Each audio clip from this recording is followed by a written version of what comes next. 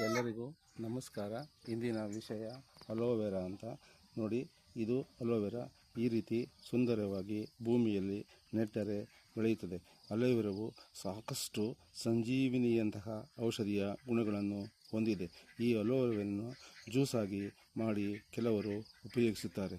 ಈ ಅಲೋವೆರಾವು ಪ್ರಾಣಿಗಳಿಗೆ ಬಾವಾದಾಗ, ಮನುಷ್ಯರಿಗೆ ಬಾವುಗಳಾದಾಗ ಈ ಜೆಲ್ಲಿನಿಂದ ಅರಿಶಿಣ ಪುಡಿ, ನಿಂಬೆ ರಸ, ಮುಸಾಂಬರ ಇವುಗಳನ್ನು ಬೆರೆಸಿ ಮಾಡಿದ ಔಷಧಿಯು ಉತ್ತಮ ಔಷಧಿಯಾಗಿದೆ.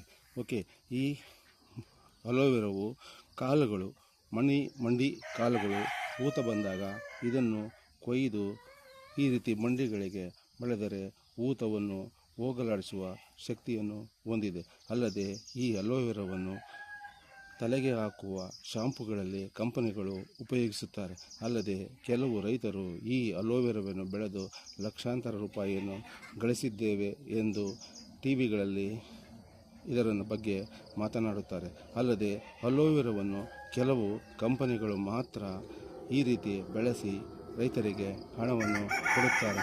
ಓಕೆ, ಹೀಗೆ ಅಲೋವೆರಾವು ಒಂದು ಸಂಜೀವಿನಿಯಂತಹ ಔಷಧಿಯಾಗಿದೆ. ಈ ಅಲೋವೆರಾವನ್ನು ಪ್ರತಿಯೊಬ್ಬರೂ ಸಹ ಮನೆಗಳ ಹತ್ತಿರ ಬೆಳೆದುಕೊಂಡರೆ ಇದು ಒಂದು ತುಂಬ ಔಷಧಿಯಾಗಿದೆ. ಇದನ್ನು ಬಳಸುವ ಬಗ್ಗೆ ಮಾತ್ರ ಜನರಿಗೆ ತಿಳಿದಿರಬೇಕು.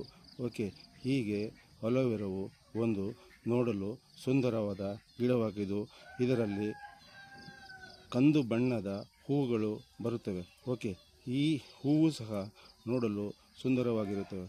ಓಕೆ, ಈ ಮಾಹಿತಿ ನಿಮಗೆ ಇಷ್ಟವಾದರೆ ಒಂದು ಲೈಕ್ ಕೊಟ್ಟು ಶೇರ್ ಮಾಡಿ. ಧನ್ಯವಾದಗಳು.